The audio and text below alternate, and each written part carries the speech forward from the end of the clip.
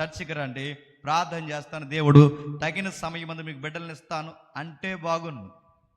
అలాగండు ఏం చేస్తారో తెలుసా, మీలో బిడ్డలు లేక బాధపడుతున్నారు, మన సంఘానికి రండి, నేను ప్రార్థన యాపిల్స్ అమ్ముతున్నాను, ఈ యాపిల్ తీసుకోండి, ఇక్కడ ఒక ముక్క తినండి, మిగిలిన ముక్క మీ లైఫ్ పార్ట్నర్ ఎవరైతే ఉన్నారో ఆరాధన అయిన తర్వాత ఆ ముక్క ఇంటికి పట్టుకెళ్ళి అలాగ తినిపించండి. అప్పటి వరకు అది ఉంటుంది. ఎంత నల్లగైపోద్దండి అంటే, ఇక్కడ ముక్క తిని ఆ ముక్క మళ్ళీ ఇంటికట్టుకెళ్ళి తన లైఫ్ పార్ట్నర్ తినిపించాలంటే అసలు అది అడుగుతున్నా, అసలు సైన్స్ అది ఇప్పుడు లాజికల్గా ఉందా, బిబిలికల్ వే అది అడుగుతున్నాను. యాపిల్ ముక్క తింటే పిల్లలు పుట్టడం ఏంటి?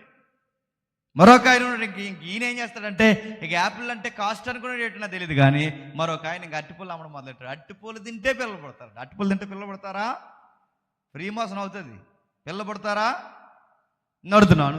అద్భుతాల పేరు మీద ఒకరు ఇడిపోయారు, ఆరాధన పేరు మీద ఒకరు ఇరిపోయారు, ఇంకెవరున్నారు అంటే సాక్ష్యాలు సాక్ష్యాలు సాక్ష్యాలు. పనికొచ్చే సాక్ష్యాలా?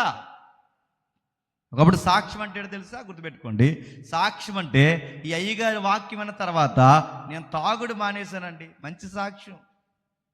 ఈ అయ్యగారి వాక్యం విన్న తర్వాత నేను వ్యభిచారం మానేశానండి, మంచి సాక్ష్యం. ఈ వాక్యాలు విన్న తర్వాత నేను అబద్ధాలు మానేశానండి, మంచి సాక్ష్యం. అవి కదా సాక్ష్యాలంటే. ఇప్పుడు సాక్ష్యాలేంటి? సాక్ష్యాలేంటి తెలుసా? ఇప్పుడు గ్యాస్ అయిపోయిందంటే, గ్యాస్ అయిపోతే నువ్వు గ్యాస్ అయిపోతే గ్యాస్ కుండలోడు ఫోన్ చేయి. గ్యాస్ అయిపోతే ఎవరు చెప్పిందంటే హోలీ స్పిరిట్ గ్యాస్ అయిపోయిందంటే, ఈ గ్యాస్ ఎవరు వేశారంట? పరిశుద్ధాత్ముడు వాళ్ళ ఇంటికి గ్యాస్ వేసాడంట. ఈ సాక్ష్యమా? పరిశుద్ధాత్ముడేమో గ్యాస్ వేస్తాడు, యేసుప్రభు ఏమో ఉల్లిపాయలు కొంటాడు. ఇవి సాక్ష్యాలు. ఇవి సాక్ష్యాలా? వీటిని సాక్ష్యాలు అంటారా? ఆ తల్లి ఎవరో సాక్ష్యాలు చెప్తుంది. అసలు మరి వాళ్ళ చదువు ఏమైందో నాకేం అర్థమవుతుంది, కానీ ఇలా కనబడితే కడిగి పడాలనిపిస్తుందండి. ఆ సాక్ష్యాల్లో ఒక సాక్ష్యం ఏంటో తెలుసా? కొత్తగా పెళ్ళి అయిందట. ఆ కొత్తగా పెళ్ళి అయితే ఏంటి? ఆ కొత్తగా పెళ్ళి అయితే అక్కడ రెంట్ హౌస్ తీసుకుని కాపురం పెట్టిందట. అక్కడ కాపురం పెడితే ఆ ఇల్లంతా ఎలకలు ఎక్కువైపోయినాడు. ఎలకలు ఎక్కువైపోయినాయి. ప్రభువా, ఇప్పుడు మమ్మల్ని ఏం చేయమంటావంటే దేవుడు వెంటనే ఎలకలు పట్టుకోవడం 3 పిల్లిని పంపాడు. ఇది సాక్ష్యమా? నీ పిల్లలు సాక్ష్యం నువ్వు, ఇది సాక్ష్యమా? నడుతున్నాను. ఒక ఆమెమో గ్యాస్ కోసం, ఒక ఆమెమో ఉల్లిపాయల కోసం, మరొక ఆమెమో పిల్లల కోసం, మళ్ళీ ఆమె దేవుడా ఎలా ప్రభు నాకు జ్యూస్ చేయడం రావట్లేదు, నాకు ఏదో లాగా జ్యూస్ చేయడం నేర్పించంటే దేవుడు వెంటనే పర్లో జ్యూస్ ఇలా చేయాలి అమ్మనగానే కెమెరామ్యాన్ అడిగాడట, ఏమని? నెక్స్ట్ అలా జ్యూస్ ఎలా చేయాలి చెప్పు నాకు, నేను కొట్టెట్టుకున్నాను. డాడీడు నడుతున్నాను, ఇద్దరు పెట్టుకొని కొట్టు, మీకే క్రిస్టియానిటీ నడుతున్నాను. జ్యూస్ ఎలా చేయాలి కూడా యేసుప్రభు చెప్తాడు. ఇవన్నీ సాక్ష్యాలా? ఇవన్నీ ఎందుకు జరుగుతాయి చెప్పినా? కేవలం వాక్యం తెలియక. మీకు కూడా, మిమ్మల్ని కూడా చెప్తున్నాను చూడండి, ఎవరైనా ఇక్కడికి వచ్చి మాట్లాడుతుంటే ఎవరు పడతాడు చెప్పేస్తే మీరు గుడ్డెద్దు చేలో పడ్డట్టు వినేయకండి. ఆ మనిషిని క్రాస్ చెక్ చేయండి. జేమ్స్ అనేవాడు వచ్చి చెప్తే వినేస్తారా? ఆడేం చెప్తున్నాడు? ఆడు వాక్యాలు చెప్తున్నాడా, లేకపోతే లేనివి ఏమైనా చెప్తున్నాడా? ఈ జేమ్స్ అన్నవాడు ఏమైనా కథలు చెప్తున్నాడా? ఈ మనిషి ఏం చెప్పాలనుకుంటున్నాడని మీరు నన్ను క్రాస్ చెక్ చెయ్యాలా వద్దా? మీరు నన్ను స్కాన్ చేయాలి. మీరు చేయరు. మీరేం చేస్తారంటే, మాలాంటి వాడు ఎవరైనా ఇక్కడ వాక్యం చెప్పడానికి వస్తే ఈ సభంతా అయిన తర్వాత ఇక్కడికి వస్తారు. ఎందుకు? ఇక్కడికి వచ్చిన తర్వాత ప్రార్థన చేయించుకుంటాం. మంచిదే, ప్రార్థన చేయించుకోండి. ఆ ప్రార్థన చేయించుకున్న తర్వాత లాస్ట్లో కొంతమంది ఎక్స్ట్రీమ్ బ్యాచ్ ఉంటారు. వీళ్ళు ఏమంటారంటే, దేవుడు మా కోసం ఏమైనా చెప్పాడా అని అడుగుతారు. అడుగుతున్నాను, మీకోసం మాకు ఏమైనా చెప్తాడా? మీరు పదే మా కోసం ఏమైనా చెప్పాడని మీరు అడిగితే, నాలాటోడు మీలాంటి అమాయకత్వాన్ని పసిగట్టే వాళ్ళు అచ్చమ్మన్నాడని చెప్తాను. ఇస్తారా?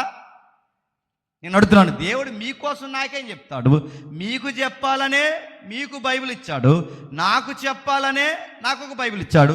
నా బైబిల్ నేను చదివితే దేవుడు నాతో మాట్లాడతాడు. మీ బైబిల్ మీరు చదివితే మీ దేవుడు మీతో మాట్లాడతాడు. ఇది చదవకుండా మీరు నాలాంటోని అడుగుతున్నారు కనుకే మీతో వ్యాపారాలు మొదలెడుతున్నాడు. మీరు జర జాగ్రత్త.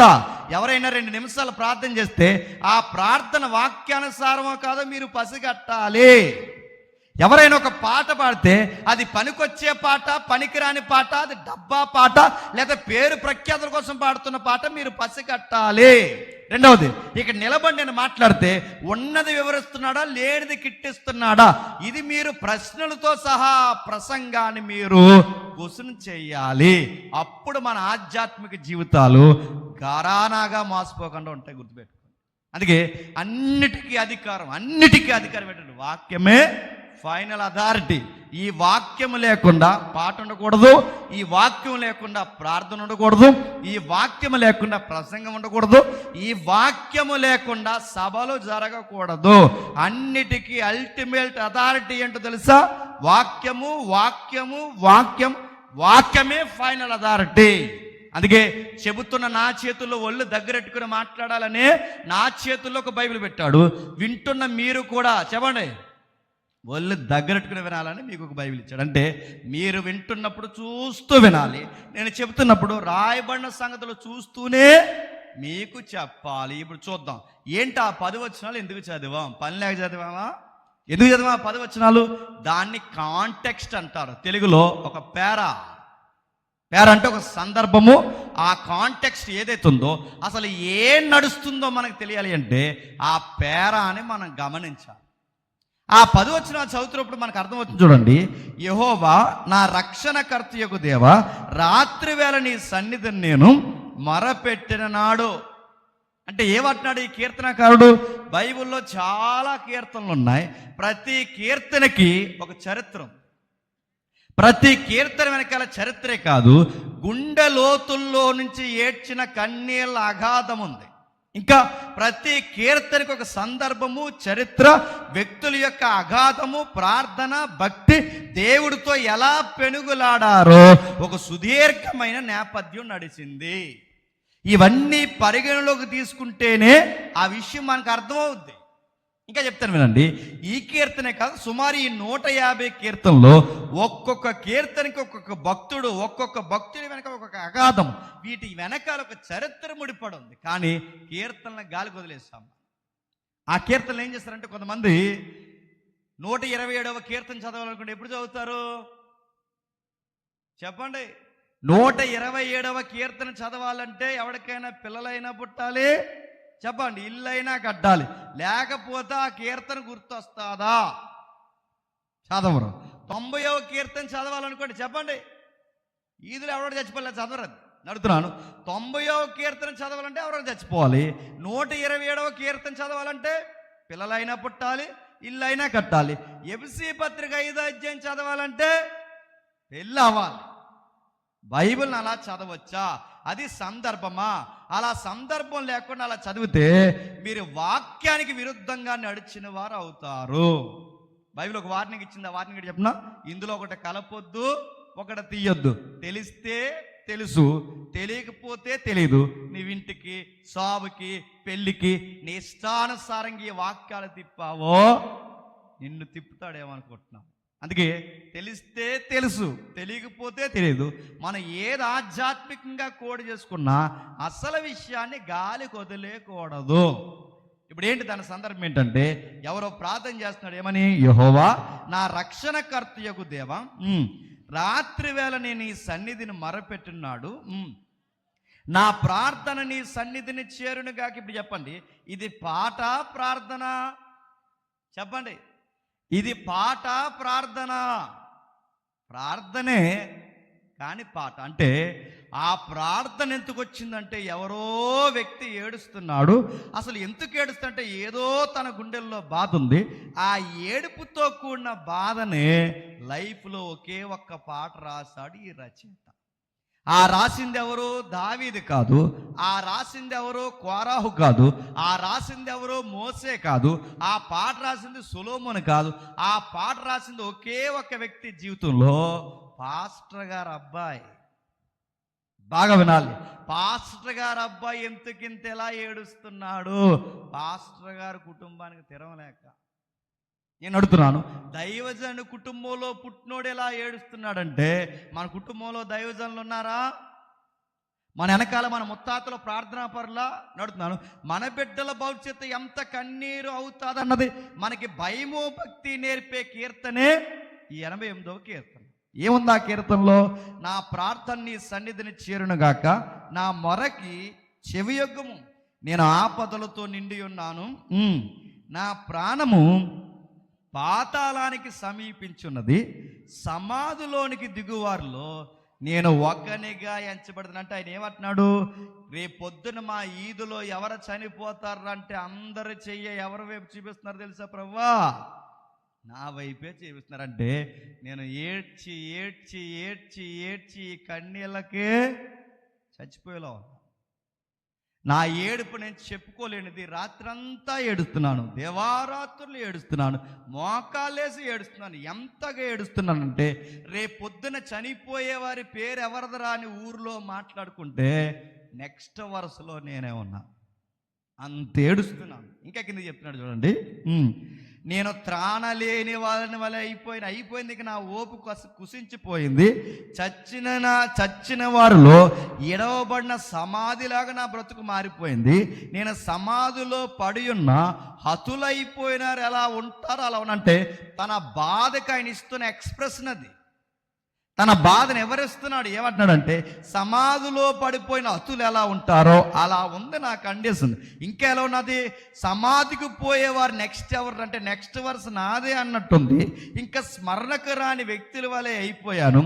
అగాధమైన గుంటలో, చీకట్లో, జలాల్లో ఒక మనిషి పడిపోతే పీక లోతు ఊబులో కూరుకుపోతే పరిస్థితి ఎలా ఉంటాదో అలా ఉంది నా కండిషన్. ఇంకా ఏమంటున్నాడు కిందికి, నీ ఉగ్రత నా మీద బరువుగా ఉన్నది, తరంగాలు నన్ను ముంచేస్తున్నాయంటే సముద్రంలో పడిపోయిన పరిస్థితి ఎలా ఉంటుందో, నీటిలో మునిగిపోయిన వాడి పరిస్థితి ఎలా ఉంటుందో నా లైఫ్ అంత కష్టమైపోయింది. ఏదో చెప్తున్నాడు, ఏదో బాధపడుతున్నాడు. ఇంకా చెప్తున్నాడు చూడండి, నా నెలవర్లు నాకు దూరం అయిపోయారు, నీ దృష్టికి నేను ఎటకారం అయిపోయాను, ఎదుటివారి దృష్టికి కూడా నేను ఎటకారం అయిపోయాను. ఈ బాధలకి, కష్టాలకి, కన్నీళ్ళకి నా పరిస్థితి ఎలా ఉందంటే నాకు బయటకు రావాలంటే సిగ్గైపోతుందంట. నా మాట అర్థమవుతుందా? నేను బయటకు రాలేను, నాకు బాధ అయిపోతుంది. నేను బయటకు వచ్చి నేను కనీసం ఒక్క మాట మాట్లాడలేను. నా కండిషన్ ఎంత దిగజారిందంటే బాధ చేత నా కన్ను క్షీణించుచున్నది. ఏమైందట? ఎక్కువ ఏడుస్తే ఏమవుద్దండి చెప్పండి? ఎక్కువ ఏడుస్తే ఏమైనా ఆకాశం విరుగు పడుతుందా? నడుతున్నాను. కొంతమందికి బాధ ఎక్కువ, తెగ ఏడిసేస్తాను. నడుతున్నాను. ఎంత నడుతున్నాను? ఏడ్చేటప్పుడు అర్థవంతంగా ఏడండి. అర్థం పర్థం లేని ఏడుపులు ప్రతి దానికి ఏడిసి కళ్ళు నిలిపితే దాని వెనకాల వచ్చే బంపర్ ఆఫర్ లేడు చెప్పనా? పోతద్దాలు వేసేస్తారు ఏమనుకుంటున్నాం. ఇక్కడ రాస్తున్నాడు, మీరు చూడండి, ఎంత ఏడ్చావో అంతే ఏడు. ఈ అబ్బాయి ఏడ్చి ఏడ్చి ఏడ్చి ఎక్కువ ఏడిస్తే ఏమవుద్ది? కంట్లో తేమ పోద్ది. ఇంకా ఏడిస్తే ఏమవుద్ది? ఆ కంటు బరువైపోద్ది. ఇంకా ఏడిస్తే ఏమవుద్ది? చివరికి నీ చూపు మీద ఆ ప్రభావం పడుతుంది. ఆయన ఏడుస్తున్నాడు ఎంతకంటే కంటు చూపు పోయినంతగా ఏడుస్తున్నాడట. యెహోవా, ప్రతి దినము నీకు మారిపెడుతున్నాను. నీ వైపు నా చేతులు చెప్తున్నాను, చేతులు చాపి మోకాళ్ళేసి గుండెలు బాదుకొని కళ్ళు పోయేలాగా, స్వరం అరిగిపోయేలాగా ఎంతలా ఏడుస్తున్నానే నాకు ఒక డౌట్ వస్తుంది అన్నాడు.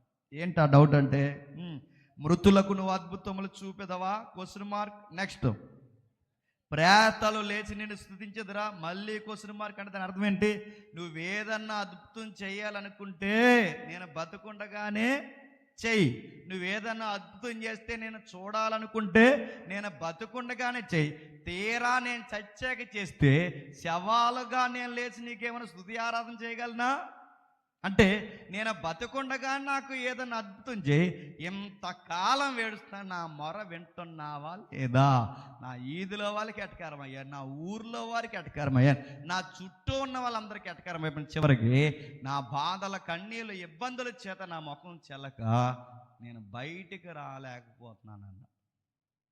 అంటే ఈ 10 వచనాలు చదువుతుంటే మీకు ఏమర్థమవుతుంది? చెప్పుకోలేని బాధ ఏదో ఆ రచయితకు ఉందని మీకు అర్థమవుతుందా లేదా? ఇది ఆయన బాధే కాదు, ఇక నీది నీది నీది నాది, మనందరికీ ఎలాంటి మనుషులమైనా బయటికి చెప్పుకోలేని బాధలు ప్రతి ఒక్కరు గుండెల్లో ఉంటాయా ఉండవా? ఇలాంటి వారికి చక్కటి జవాబు కీర్తన.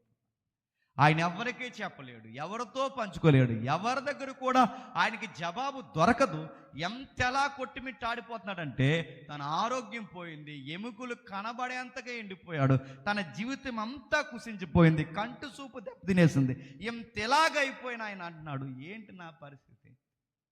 ఇలా ఏడుస్తూ ఏడుస్తూ ఎంతకాలం నుంచి ఏడుస్తున్నాడంటే 15 వచనం రాశాడు చూడండి, బాల్యము నుండి నేను బాధపడి చావునకు సిద్ధమైతిని, నువ్వు పెట్టు భయము చేత కలవరపడుచున్నాను. బాల్యం నుంచి ఏడుస్తున్నాడంటే బైబిల్ పండితులే కీర్తన చరిత్ర ప్రకారం అంచనేశారు.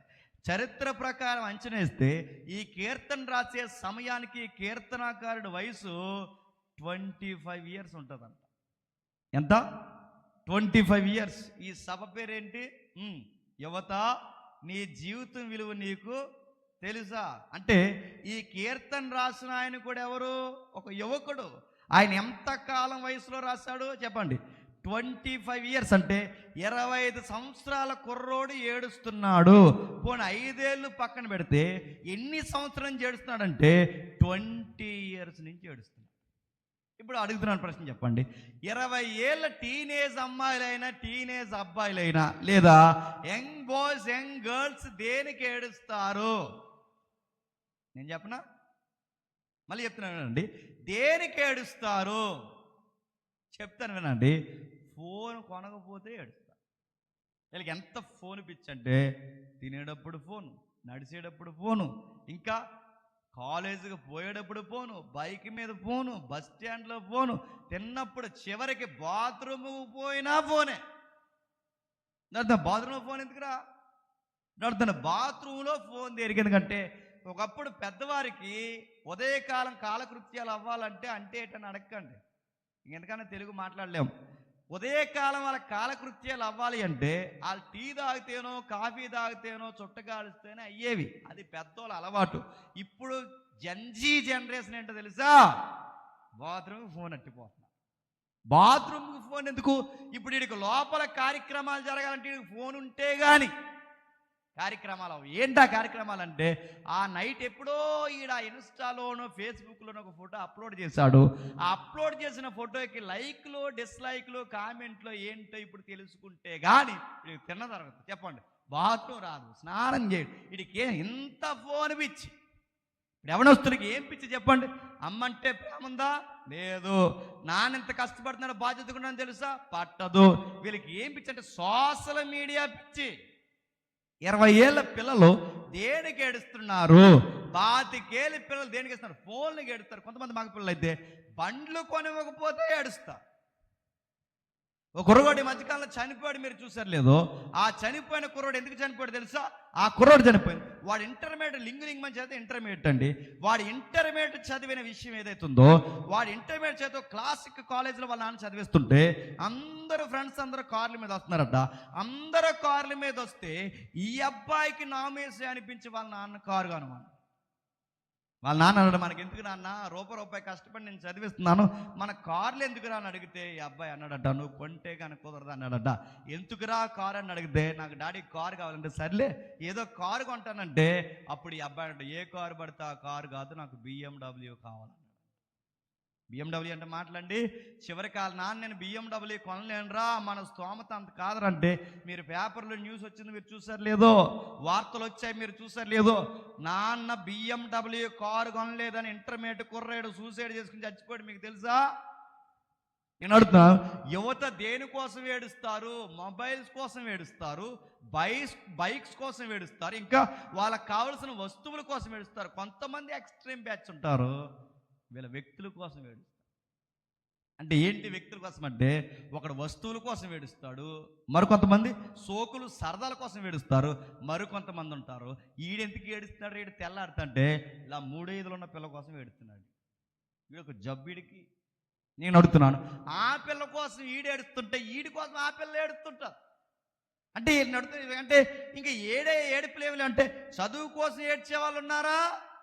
అరే గోల్ కొట్టలేకపోతున్నాను రా, ఈ మ్యాథ్స్లో వీక్గా ఉన్నాను, ఈ సబ్జెక్ట్ వీక్గా ఉన్నాను, పొలిటికల్ సైన్స్ నాకు అర్థం కావట్లేదు, అసలు హిస్టరీ అంటే ఏంటి, ఈ సబ్జెక్ట్స్ ఎలా గెయిన్ చేయాలి, వీటి మీద ఏడుపు ఉందా?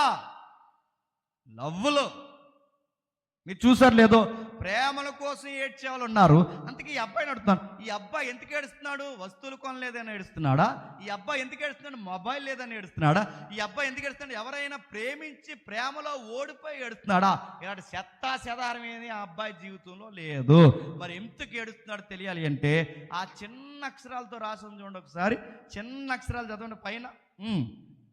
88వ కీర్తన, యెజ్రెయీయుడైన హేమాను రచించిన దైవ ధ్యానం. ఇది ఎవరు రాశారండి? హేమాను గుర్తుపెట్టుకోండి. అంటే ఈ 25 ఏళ్ల కుర్రోడు పేరేంటని బైబిల్ని అడిగితే ఈయన పేరు యామాను. ఈ యామాను ఎంతకింతలా ఎక్కేడుతున్నారంటే ఎంతమంది కుటుంబాలు ఇక్కడ ఉన్నారో నాకు తెలియదు, కానీ కుటుంబాల్లో బిడ్డలను కలిగి ఉన్న తల్లిదండ్రులారా బహుపరాక్ మీ వలన మీ పిల్లలు ఏడ్చే కండిషన్స్ ఉంటాయి. ఈ అబ్బాయి ఎందుకు ఏడుస్తుందంటే కేవలం వస్తువులు లేకో మొబైల్స్ లేకో వేటి కోసమో కాదు ఏడ్చేది. ఈ అబ్బాయి ఎందుకు ఏడుస్తున్నాడంటే ప్రేయసి మాట్లాడలేదని కాదు. ఈ అబ్బాయి ఎందుకు ఏడుస్తున్నాడంటే కేవలం వాళ్ళ కుటుంబం తెచ్చిన తంటన బట్టి ఏడుస్తున్నాడు. ఏంటి ఈ కథనం ఏంటో మనకు తెలియాలి అంటే ఒక్కసారి చరిత్రలోకి వెళ్ళాలి.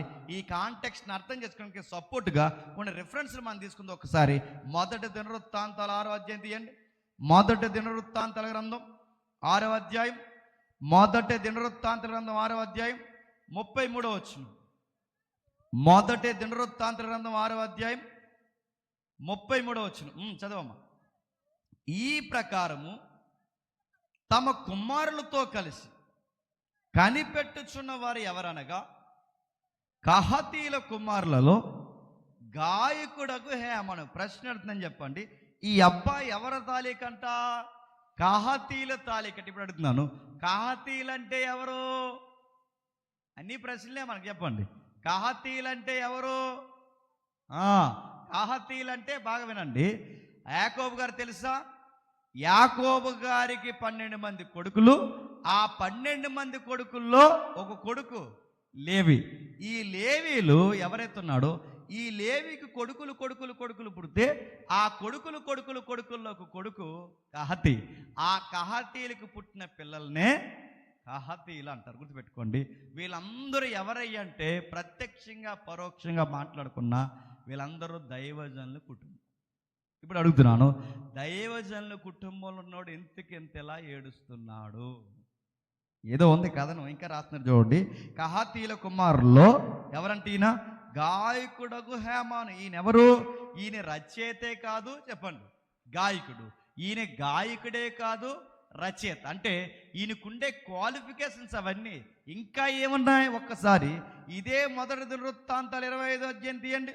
ఇదే మొదటి దినవృత్తాంతాలు 25వ అధ్యాయం 5వ వచనం. ఇదే మొదటి దినవృత్తాంతాలు 25వ అధ్యాయం 5వ వచనం. వీరందరూ దేవుని వాక్య విషయంలో రాజునకు దీర్ఘదర్శియకు హేమాను యొక్క కుమారులు ఎవరంట? వీరందరూ దేవుని యొక్క వాక్య విషయంలో రాజునకు దీర్ఘదర్శి యొక్క కుమారులు. ఇప్పుడు అడుగుతున్నాను, ఈయనెవరు? గాయకుడు. ఈయనెవరు? రచయిత. ఈయనెవరు? 3 క్వాలిఫికేషన్ చెప్తున్నా, ఈయన గవర్నమెంట్ ఎంప్లాయీ కూడా. అంటే ఇటు ప్రభుత్వ పరిచర్యలోను అటు ప్రభు పరిచర్యలో కొనసాగుతున్నాడు. రాజుకు సలహాదారుడు అంటే మాటలా? మీకు విషయం చెప్పనా? ఒక ముఖ్యమంత్రి రాష్ట్రానికి మంచి పరిపాలన ఇవ్వాలి అంటే వెనకాల ఉన్నవారు మంచి సలహాలు ఇచ్చే బృందం ఉండాలి. ఒక ప్రధానమంత్రి దేశాన్ని సరిగ్గా పరిపాలించాలి అంటే ఆయన చుట్టూ ఉన్న మంత్రివర్గం ఎవరైతే ఉన్నారో వాళ్ళ మంచి సలహాలు ఇచ్చే బృందమై ఉండాలి. వెనకాలుండే వాళ్ళ తిక్కల సలహాలు ఇస్తే రాష్ట్రానికి మంచి పాలన వస్తుందా?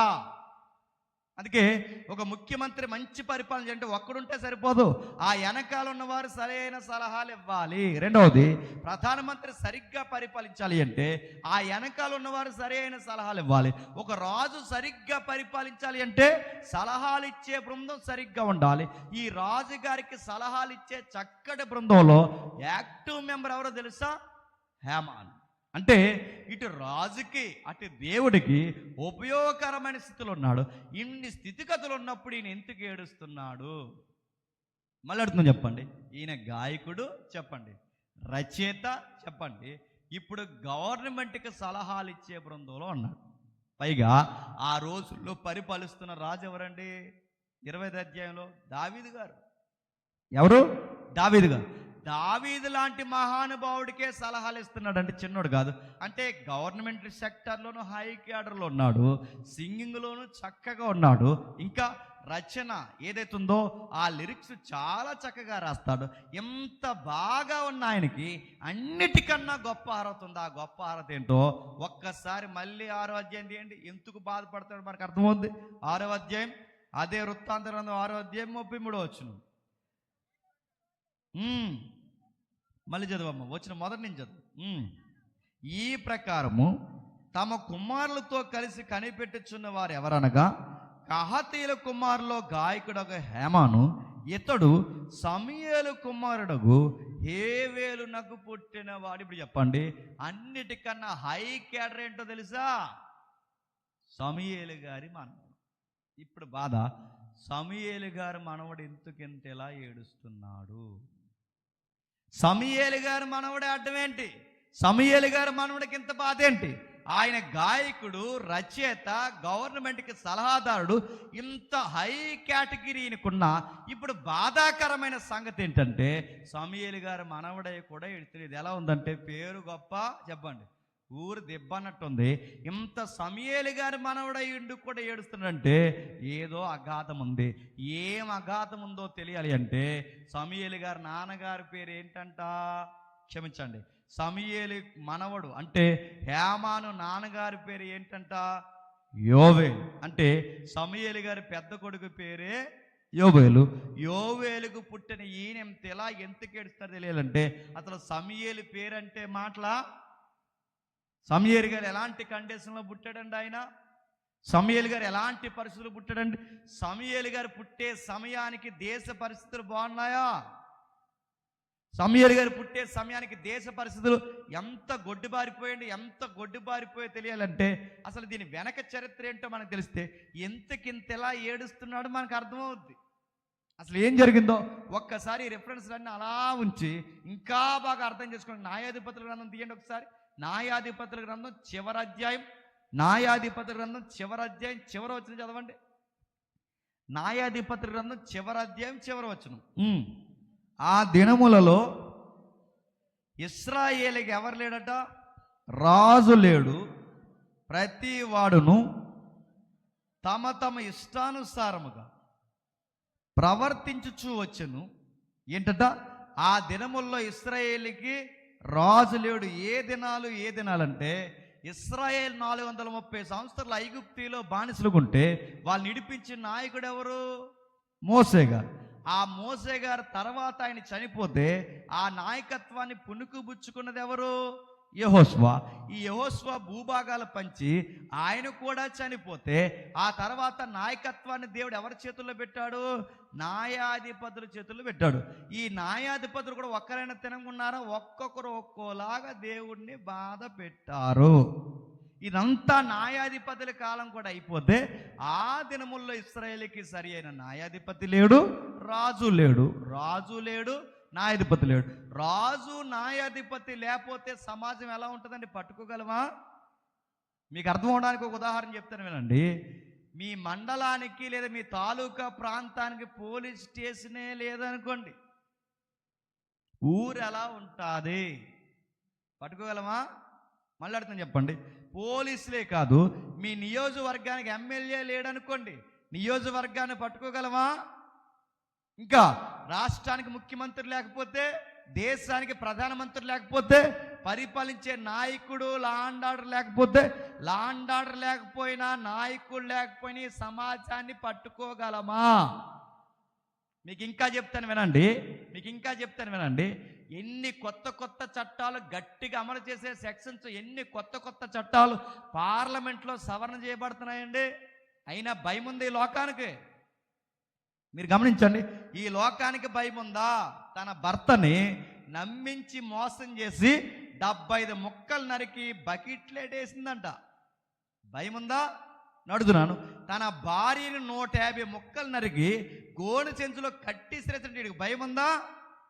నిన్నో మొన్న మీరు వార్త చూసారు లేదో, ఆ అమ్మాయి ఒక అమ్మాయిని కొండ మీదకి తీసుకెళ్ళి, క్షమించండి, ఆ అమ్మాయి కొండ మీద తీసుకెళ్ళి ఆ అబ్బాయి నచ్చలేదని నోడుతో చెప్పడానికి బదులు ఆ అబ్బాయిని అడ్డు తొలగించుకోవడానికి ₹1,00,00,000 అధిపతి అయిన అబ్బాయితో ₹1,00,00,000 ఖర్చు పెట్టించి బర్త్డే ప్రోగ్రాలు అన్నీ చేయించుకొని వేరొకడికి మరికి ఇతగాడి కళ్ళు కప్పి కాబోయే భర్తని కొండ మీదకి తీసుకెళ్ళి వెనకాల నేచర్ పడేలా ఫోటో దిగుతూ ఒక్కసారి ఇటు తిరిగనేసరికి అతగాడు అటు తిరిగేసరికి వెనక నుండి గంటేసి ఒక అమ్మాయి చంపేసిందా లేదా? మన స్టేట్మెంట్ ఇచ్చింది. ఎందుకు చంపేశావమ్మా అని అడిగితే పోలీసులకు ఆమె ఇచ్చిన స్టేట్మెంట్ ఏంటో తెలుసా? ఇగ్గెట్టుకుంటున్నాడని చంపేసినాడు. ఇగ్గెట్టుకుంటే చంపేస్తారండి? నడుతున్నాను. ఇగ్గెట్టుకుంటే చంపేస్తున్నారు, పట్టుంటే చంపేస్తున్నారు, నచ్చకపోతే చంపేస్తున్నారు, అక్రమ సంబంధాలకు అలవాటు పడి చెప్తున్నారు. ఎప్పుడు చంపేస్తారు? ఇంత కఠినమైన చట్టాలు, కఠినమైన కోర్టులు, కఠినమైన పోలీసు వ్యవస్థ, కఠినంగా తీసుకునే నిర్ణయాలు తీసుకునే సీఎంలు పిఎంలు ఉంటేనే ఎంత భయం లేకుండా తప్పులు చేస్తుంటే ఎవడో లేకపోతే ఈ లోకాన్ని పట్టుకోగలమా? ఊహలకు కూడా అలా అయిపోయింది ఈ న్యాయాధిపతుల కాలం. అంటే రాజు లేడు, నాయకుడు లేడు, లాండ్ ఆర్డర్ లేదు, ధర్మశాస్త్రం లేదు, అడిగే వాళ్ళు ఎవరు లేకపోతే ఎట్లా తయారైందో మీకు అర్థం కావాలంటే ఒక్కసారి 19వ అధ్యాయం మొదటి వచనం రండి. 19వ అధ్యాయం అదే న్యాయాధిపతి గ్రంథం 19వ అధ్యాయం మొదటి వచనం. ఇశ్రాయేలుకి రాజు లేని దినములలో లేవీయుడైన ఒకడు ఎఫ్రాయిముల మన్యపు ఉత్తర భాగమున పరదేశుగా నివసించుచుండెను. అతడు యోధా బెత్లెహేము నుండి ఒక స్త్రీని తనకు ఉపపత్నిగా తెచ్చుకొనక. ఇప్పుడు బాగునండి, ఇశ్రాయేలుకి రాజు లేని దినములలో లేవీయుడు ఒకడు ఎఫ్రాయిము మన్యంలో ఉంటున్నట. ఈ లేవీయుడు ఒక ఉపపత్నిని తెచ్చుకున్నాడు. మీ కండిషన్ ఏమర్థమవుతుంది? నేను అడుగుతున్నాను. ఇందాక యామాను ఎవరి తాలూకు? దైవజనుడు తాలూకు. సమూయేలు ఎవరి తాలూకు? దైవజనుల గుంపు. లేవీలందరూ దైవజనుల గుంపు, కహాతీయులందరూ దైవజనుల గుంపు. ఇప్పుడు ఇక్కడ రాయబడుతున్న ఎఫ్రాయిము మన్యంలోని ఈ లేవీయుడు కూడా ఎవరు? దైవజనుల గుంపే. ఈ దైవజనుల గుంపులో ఉన్నవాడట తనకు ఉపపత్తిని తెచ్చుకున్నాడంట. నీకేమర్థం అవుతుంది? ఉపపత్తిని అంటే ఎవరు? ఇంకెంతకన్నా అది ఎందుకంటే నేను డీటెయిల్గా చెప్పలేను. అఫీషియల్ ఒకరు చెప్పండి. అది అంటే ఎంత భయం! దైవజనుల కుటుంబానికే భయం లేకపోతే ఇక సామాన్యం పట్టుకోగలమా? అన్నమాట మీకు అర్థమవుతులేదు. పాస్టర్ గారే తైతక్కలేస్తే విశ్వాసులు ఇంకా ఆగుతారా? సంఘ పెద్దలే తాగి తొల్లితే కిందున్న కుర్రగాళ్ళని పట్టుకోగలమా? సంఘంలో ఉన్న సీనియర్స్కే తిరమ లేకపోతే సంసారాలు చేసే వాళ్ళని తప్పమ్మా అని మనం ఎదిరించి చెప్పగలమా? ఇక్కడ ఎవరెవరు పాడైపోతున్నారంటే నాయకులు పాడైపోయారు. ఇంకా నాయకులే కాదు, దైవజనుల కుటుంబాలు పాడైపోయాయి. ఇంకా సంసారాలన్నీ మంట కలిసిపోయాయి. అతడు ఒక ఉపపత్తిని తెచ్చుకొనగా ఆ ఉపపత్తిని ఏం చేసిందంట? అతన్ని విడిచి, చెప్పండి, అతన్ని విడిచి వేరొకడితో తప్పు చేసింది. అంటే మీరు గమనించండి, ఇతనెళ్ళి ఆమెతో తప్పు చేస్తే ఆమె వెళ్ళి, నేను అడుగుతున్నాను, ఆవిడని అడగగలడా? ఆవిడని అడిగితే ఇలా తిరగేసి అడుగుతుంది ఏమని? మీ ఆవిడ ఉండగా నువ్వు నా దగ్గరకు వచ్చినప్పుడు నీకు రూల్స్ లేనప్పుడు చెప్పండి, నువ్వుండగా నేను వేరొకరితో మాట్లాడితే తప్పు ఎట్టా అవుద్దబ్బా అని అడిగితే ఈ అబ్బాయి ఎదిరించి చెప్పగలడా? నేను మిమ్మల్ని అడుగుతాను, చెప్పండి. ఎవరైనా చీకటి సంబంధాలకి, వంకర సంబంధాలకి అలవాటు పడిన మాట పౌరుషం రావాలని అంటున్నాను. అలవాటు పడిన సన్నాసిగాళ్ళు ఎవరైనా ఉంటే, ఎవరైనా సన్నాసి నీకే చెప్తున్నాను, మీ ఆవిడ కళ్ళు కప్పే పనులు చేశావో ఆ మధ్యలో వచ్చింది నీతో నమ్మకంగా ఉంటుంది అనుకుంటున్నావా? నువ్వెలా కిరికిర్లు గాడివో చెప్పండి. ఆమె అలాగే కిరికిర్లు తిరగేసి అడుగుతాది. నువ్వు ఆవిడుండగా నా దగ్గరకు వచ్చినప్పుడు, నువ్వుండగా నేను వేరొక దగ్గరికి వెళ్తే నువ్వు నన్ను అడిగే రైట్ నీకుందని అడగదనుకుంటున్నావా? ఎప్పుడు గుర్తుపెట్టుకో, మధ్యలో వచ్చింది మధ్యలో వచ్చినట్టే ఉంటుంది. ఈవిడ ఎంత విలువ లేనిదైతే మధ్యలో వస్తుంది. పైగా ఈ తొంటరి పని చేసి కొత్త కోళ్ళ కోపమించి, ఎక్కడ కోపమించినట్టు కొత్త కోళ్ళ కోపమించి నానింటికి పోయిందండి. ఏం మంచి పని చేసిందని పోయిందండి? నేను అడుగుతున్నాను. ఉన్నవాడిని మోసగించి వేరొకరితో తప్పుడు పని చేసింది. ఈ పోయిందాన్ని పోయినట్టు లేకపోతే ఒకటి నీ పెద్ద మనిషి. ఇదేంటి, నేను ఉండగానే ఇలాంటి తొంటర పనులు చేస్తుంది, రేపు పొద్దున మళ్ళీ ఇంకా తొంటర పనులు చేస్తుంది, ప్రాణానికే ప్రమాదం, ఇలాంటి దాన్ని నేను నమ్ముకున్నానని చెప్పి ఈయన జాగ్రత్త పడాలిగా. కొత్త కోళ్ళని బతుకునాడు తీసుకురావడానికి వెళ్ళాడంట. ఎవరిని? ఆవిడ్ని. ఈవిడ గారి ఊరు ఏ ఊరో తెలుసా? బెత్లెహేం. బెత్లెహేం అంటే ఎవరు ఊరండి? దావీదు గారు ఊరు. బెత్లెహేంలో ఎవరు పుట్టారండి? మహారాజులు పుట్టారు. బెత్లెహేం ఎవరండి? ప్రభు అయిన యేసుక్రీస్తు వారు పుట్టిన ఊరు. అలాంటి గొప్ప ఊర్లో ఎవరు పుట్టారు తెలుసా? ఇలాంటి పనికిమాలినోళ్ళు కూడా పుట్టారు. నా మాటలు అర్థమవుతున్నాయా? భక్తులు ఉంటారన్నది ఎంత వాస్తవమో భక్తులు ఉన్న దగ్గరే చెప్పండి, పనికిమాలినోళ్ళు ఉంటారన్నది కూడా చెప్పండి, అంతే వాస్తవము. ఇక్కడ బెత్లెహేం లాంటి మహాపురములో ఈ బుద్ధి లేని ఎవరైతే ఈ స్త్రీ ఉన్నారో ఈవిడ చేసిన తప్పుగా ఆ కుటుంబానికి వెళ్ళిపోతే అక్కడికి బతిమాడడానికి వెళ్ళాడు ఈయన భర్త కాని భర్త. వెళ్ళి ఆమె బతిమలాడానికి వెళ్ళాడు. బతిమలాడితే ఆ బతిమలాడి తీసుకొస్తున్నాడు. ఎఫ్రాయిముకి బెత్లెహేముకి కొన్ని మైళ్ళ దూరం ఉంటుంది.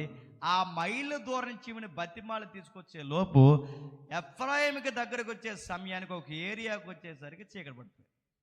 ఆ చీకటి పడిపోతే ఆ ఊర్లో ఒక సీనియర్ సిటిజన్ ఉన్నాడు. ఆ సీనియర్ సిటిజన్, ఆ ముసలివాడు ఏమన్నాడంటే వీళ్ళకి ఒక సలహా ఇచ్చాడు. బాబు, మా ఊరి మీదుగా మీరు దంపతులుగా వెళ్ళిపోతున్నారు కనుక మీకు మాట చెప్పాలి. నేను ఒక పొరుగు వాడిగా మీ మేలు కోరిన వాడికి చెప్తున్నాను. దయచేసి మా ఊరి మీద నుంచి మీరు వెళుతున్నప్పుడు ఏం చేస్తారంటే రాత్రులు మా ఏరియాలో మీరు ప్రయాణం చేయక. ఎక్కడుంది ఆ మాట? అక్కడ రాస్తున్నారు చూడండి 20వ వచనంలో. ఆ ముసలివాడు ఆ లేవిడితో నీకు క్షేమం కలుగును గాక, నీకేమైనా తక్కువైన ఎడల వాటి భారము నా మీద ఉంచుము, మెట్టుకు ఈదులో రాత్రి గడపకూడదు, వారి గాడిదల కొరకు ప్రశ్న అడుగుతుందని చెప్పండి. మెట్టుకి రాత్రి వీధుల్లో గడపకూడదు. ప్రశ్న, ఎందుకు రాత్రులు ఆ వీధుల్లో గడపకూడదు? మిమ్మల్ని అడుగుతుంది చెప్పండి. రాత్రులు ఎందుకు ఆ వీధుల్లో గడపకూడదు? ఎందుకు చెప్పినా, ఆ రాత్రులు ఆ వీధుల్లో గడిపితే దయ్యాలు తిరుగుతాయా? రాక్షసులు తిరుగుతారా? లేదా నరమాంస పక్షులు తిరుగుతారా? రాత్రికి ఆ ఈదుల్లో ఎందుకు తిరగకూడదు? ఎందుకంటే రాత్రులు దయ్యాలు తిరగ, కానీ ఆ రాత్రులు ఎవరు తిరుగుతారో తెలుసా? పని పాట లేని పోకిరీగాళ్ళు అందరూ తిరుగుతారు. మీరు గుర్తుపెట్టుకోండి, మీ రాత్రులు మీ ఈదుల్లో ఎవడైనా నిద్రపోకుండా తిరిగితే మీ ఊరికి దయ్యాలు ఆలే. నేను మళ్ళీ చెప్తున్నాను, మీరు రాసి పెట్టుకోండి. అక్కడ రాస్తున్నాడు, మీరు చూడండి. వారు భోజనం చేసి సంతోషించుండగా ఆ ఊర్లో చెప్పండి కొందరు పోకిరీలు, గడి చెప్పండి, ఆ ఊర్లో కొందరు పోకిరీలు. ఎవరెల్లో? పోకిరీలు. రాత్రులు తిరిగే వాళ్ళు ఎవరు? పోకిరీలు. రాత్రులు తిరిగే వాళ్ళు ఎవరు? పోరంపోకులు. రాత్రులు తిరిగేది ఎవరు? పని పాట లేని వాళ్ళు. రాత్రులు తిరిగేది ఎవరు? అమ్మా బావు భయం లేని వాళ్ళు. రాత్రులు తిరిగేది ఎవరు? ఊరికి బరువైన సన్నాసిగాళ్ళు. వీళ్ళెవరు? వీళ్ళకి చదువా సంధ్య బాధ్యత ఏమన్నానా? ఈ ఊరి పెద్దలు వాళ్ళని ఏమన్నా అడుగుతారా? వీళ్ళు అడగరు. వీళ్ళు అడిగేది చెప్పిన, ఈ ఊరి పెద్దలు నియోజకవర్గ నాయకుడిని అడుగుతారు, ఏమని? మాకు రోడ్లు వేయండి అయ్యా, కమ్యూనిటీ వాళ్ళు కట్టండి అని అడుగుతారు తప్ప మా సన్నాసిగాళ్ళు రాత్రులు పడుకోకుండా తిరుగుతున్నారండి, వాళ్ళ మీద చర్యలు తీసుకుని ఒక్క పెద్ద అడుగుతాడా? పోనీ వాళ్ళు అడగరు. మీరు ఎవరైతే ఉన్నారో ఓటింగ్ వాళ్ళు, మీరు రాత్రులు మా కుర్రగాళ్ళు సెంటర్లో రాత్రులు డే అండ్ నైట్ రాత్రులు ఆ సెంటర్లో దేగుతున్నారండి, వీళ్ళు ఎలాగుంటే వీళ్ళ భవిష్యత్తు ఏమవుద్దండి? మా కమ్యూనిటీ వాళ్ళు కాదండి, మాకు సిమెంట్ రోడ్లు కాదండి, మా యువత భవిష్యత్తు బాగుపడాలండి, మిమ్మల్ని గెలిపించుకున్న ఓటేసి వీళ్ళందరినీ భయపెట్టడానికి ఎవడెవడు చదువుతున్నాడో ఎవడెవడు చదువుట్లేదో, పనున్నవాడు ఎవడో పని లేనివాడు ఎవడో వీళ్ళ గ్రాప్ అంతా మీరు రికార్డ్ తీసుకున్నాని మీ గెలిపించుకున్న నాయకుడు మీరు అడుగుతారా? మీరు అడగరు. మీరు ఏమంటారు చెప్పినా, ఓట్ల ఎలక్షన్ టైంలో నోటెత్తారా కాయెత్తారు, మీ బందెత్తారు. మీకు నేను మళ్ళీ అడుగుతాను, కమ్యూనిటీ వాళ్ళు కాదు అడగాల్సింది, రోడ్లుగా. మన బతుకులు బాగున్నప్పుడు రోడ్లు ఉంటే ఏంటి లేకపోతే ఏంటి? నేను సీరియస్గా అడుగుతున్నా, గుర్తుపెట్టుకోండి. మన ముత్తాతలు పచ్చి సారాలు తాగి తెచ్చారు కాదా? మన అయ్యలు పచ్చి బ్రాందీలు తాగి తెచ్చారు రాత్రులు అడుగుతున్నారు. ఇదే ఈదుల్లో ఇప్పుడు మన కుర్రగాళ్ళు పచ్చి బీర్లు తాగి తెస్తున్నారు. వీటిని అడగరా? సెంటర్లో మీకు పని ఏంట్రా? సరదా గంట కూర్చో, 2 గంటలు కూర్చో, ఇన్నేసి గంటలు మీరు దేగుతున్నారంటే వీళ్ళకి చదువా సంజ? గుర్తుపెట్టుకోండి, ఖాళీగా ఎవరైతే గుంపులుగా కూర్చుంటారో అక్కడ క్రైమ్ రేటు స్టార్ట్ అవుద్ది.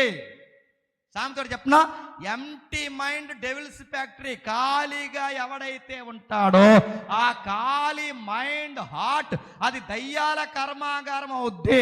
అందరూ గమనించుకోవచ్చు చెప్పనా, అన్నిటికన్నా భయంకరమైన మనుషులు ఎవరు చెప్పినా ఖాళీగా ఉండేవాడు. ఆడికి చదువైనా ఉండాలి, పని అయినా ఉండాలి, ఉద్యోగమైనా ఉండాలి. ఇంత ఖాళీగా పడ్డలాగా ఎదిగో, నీకు ఎంత ఖాళీగా ఎలా తిప్పుతున్నారు నిన్ను? ఈ అమ్మా బాబులు అడగరు. వీళ్ళకి చెబితే ఏమంటారు చెప్పనా, ఏమంత ఖాళీగా చెప్తాను మీ అబ్బాయి చెప్పంటే ఇలా దిక్కుమాల మాట్లాడతారు. ఆ మాట ఏంటో తెలుసా, ఆడు మా మాట ఏంటదండి అంటే, ఆడు మీ మాటే వినకపోతే ఇంకెవడ మాట వింటాడు. నా మాటలు అర్థమవుతున్నాయా? వీళ్ళు తోలే బండ్లు ఎలా తోలుతారండి ఈదుల్లో? ఈ పెద్దలు ఎవరైతున్నారో మీరు అడగాలి. పంచాయతీ పెద్దలు ఎవరైతున్నారో మీకు ఆ రైట్ ఉంది.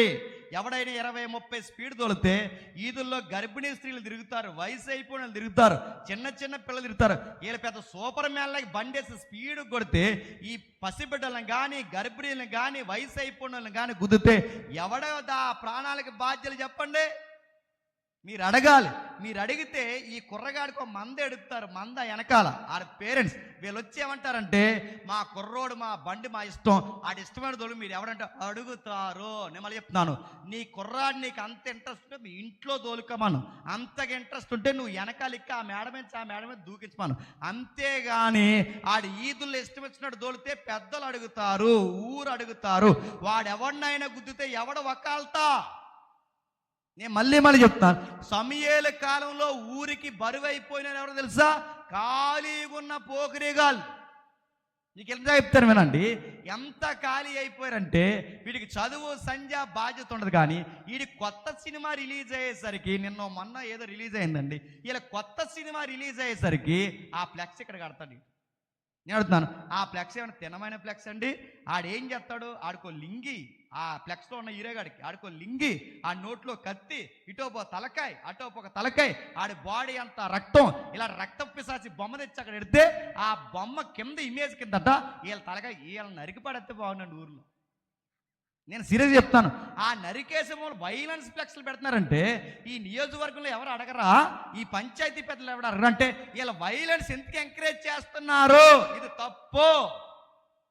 పోకిరీ పనులు అంటే ఎలా ఉంటాయి మళ్ళీ చెప్తున్నాను. ఖాళీగా తిరగడం, చదువు లేకుండా తిరగడం, బాధ్యత లేకుండా, దైవ భయం లేకుండా, సంఘం భయం, దైవజనుల సహవాసం, ప్రార్థన ఏమీ లేకుండా. నేను మళ్ళీ చెప్తున్నాను, ఇంత సభ జరుగుతుంటే మీకు వయసుకు వచ్చిన ఆడపిల్ల కానీ మగపిల్లలు ఉంటే వాళ్ళు ఎక్కడ లేకుండా ఎక్కడెక్కడో దేగుతూ ఉంటే మీరు పేరెంట్స్గా అన్ఫిట్, మళ్ళీ చెప్తున్నాను, ఫెయిల్ అయిపోయారు. ఇంతమంది ఇక్కడ కూర్చుంటే వాళ్ళు ఎక్కడ దేగుతున్నారు, వాళ్ళు ఏం చేస్తున్నారు, వాళ్ళకి ప్రార్థన ఉండదా, భయం ఉండదా, భక్తి ఉండదా, వాళ్ళకి దైవజనుల గౌరవం ఉండదా?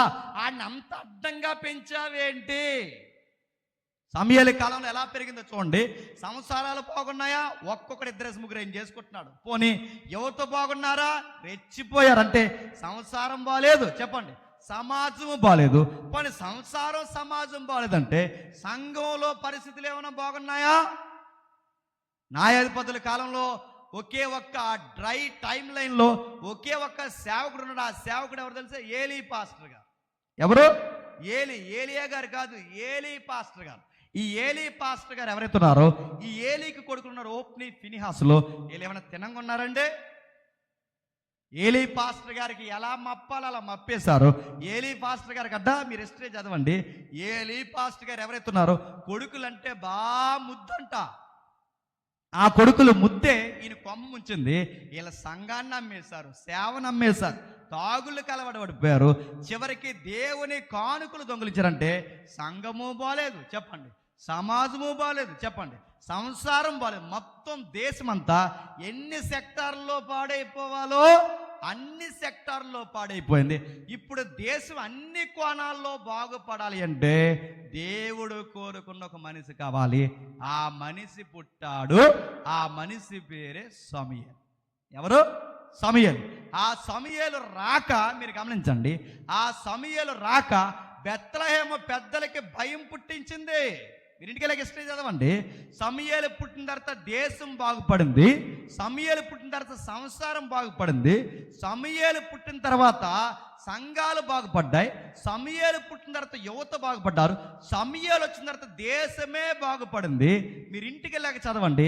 సమూయేలు గారు వస్తుంటే ఊరు పెద్ద లేచి నిలబడి అన్నారట, అయ్యా మేమేమైనా తప్పు చేశామా, కీడు చేశామా? మేము మంచి చేస్తే ఇంకా దేవుడికి విధేయత ఉంటాం, మేము తప్పు చేసామని దేవుడు మీ నోట చెప్పిస్తే మేము మరింత సరి చేసుకుంటామని సమూయేలు రాకకు ఊరు పెద్దలు యువత లేచి నిలబడి గజ గజ గజ వణికిపోయారంటే సమూయేలు రాక దేశానికి రివైవల్ స్టార్ట్ చేసింది. సమూయేలు వచ్చాక సంసారం, సంఘం, సమాజం అందరూ బాగుపడితే ఇలాంటి గొప్ప గొప్ప సమూయేలు కొడుకు పుడితే ఆ కొడుకు పుట్టాడట. ఆ కొడుకు పేరే హేమ. ఇప్పుడు చెప్పండి, సమూయేలును బట్టే ఇతరుల కుటుంబాలు బాగుపడితే, సమూయేలును బట్టే సంసారాలు బాగుపడితే, సమూయేలును బట్టే సంఘాలు బాగుపడితే, సమూయేలు మనవడ బతుకెందుకు అంత ఏడుపు అయిపోయింది? ఏదో జరిగింది. అది ఏం జరిగిందో తెలియాలంటే ఒక్కసారి 8వ అధ్యాయం, మొదటి సమూయేలు గ్రంథం 8వ అధ్యాయం తీయండి త్వరగా. మొదటి సమూయేలు గ్రంథం 8వ అధ్యాయం ముగిద్దాం. మొదటి సమూయేలు గ్రంథం 8వ అధ్యాయం మొదటి వచనం నుండి. మొదటి సమూయేలు గ్రంథం 8వ అధ్యాయం మొదటి వచనం నుండి. సమూయేలు వృద్ధుడైనప్పుడు ఇశ్రాయేలు మీద న్యాయాధిపతులుగా వారిని నియమించెను. వాని జ్యేష్ఠ కుమారుని పేరు రెండో వాని పేరు హబి. అక్కడ జాతకండి, సమూయేలు వృద్ధుడైనప్పుడు తన కుమారుని ఇశ్రాయేలు మీద చెప్పండి న్యాయాధిపతులుగా నియమించారు. న్యాయాధిపతులుగా గుర్తుపెట్టుకోండి, సేవలో భయం లేకపోయినా, భక్తి లేకపోయినా, వాక్యం తెలియని వారిని సంఘానికి పెద్దలుగా కానీ, నాయకులుగా కానీ, సింగర్స్గా కానీ పెడితే భయం లేనివాడు భక్తి కార్యక్రమాలు చేస్తారా? ఉన్న వనాన్ని పాడు చేస్తారు. అందుకే వారసత్వంగా ఉద్యోగం అనే ఇవ్వండి, వారసత్వంగా ఎకరాలైనా ఇవ్వండి, వారసత్వంగా ఏదన్నా ఇవ్వండి, కానీ వారసత్వంగా సంఘాన్ని కానీ సేవను కానీ అప్పగించకూడదు. నెపోటిజం దేవుని సేవలో పని చేయదు. భక్తి లేని వారు బైబిల్ పట్టుకుంటే ఆడికి భక్తి లేదు కనుక భక్తి గల మాటలు వాడు చెప్పలేడు, ఆడు భయము భక్తి నేర్పలేడు. అందుకే సమూయేలు గారికి వయసు అయిపోతే నా వెనకాల ఉన్న ఇద్దరు కొడుకులకి భక్తి ఉందో లేదో చెక్ చేసుకుంటే బాగుండి, నా పెంపకంలో ఉన్నవారు కనుక బాగానే ఉన్నారు అనుకుని ఆయన చేసిన పొరపాటు ఏంటంటే వాళ్ళిద్దరిని జడ్జెస్గా ఉండమన్నాడు. న్యాయాధిపతులు ఎప్పుడైతే వీళ్ళిద్దరు న్యాయాధిపతులు అయ్యారో వీరు బేర్షెబాలో న్యాయాధిపతులుగా ఉండరి. అతని కుమారులు అతని ప్రవర్తన అనుసరింపక ధనాపేక్షకులై లంచము పుచ్చుకొని న్యాయము త్రిప్పివేయగా జతకమన్నాడు. సమూయేలు కొడుకులట లంచాలకి మరిగేశారంట. ఇప్పుడు గమనించండి, పండితుని గర్భాన్నంట చెప్పండి ముఖ్యాంశాలు చెప్పండి.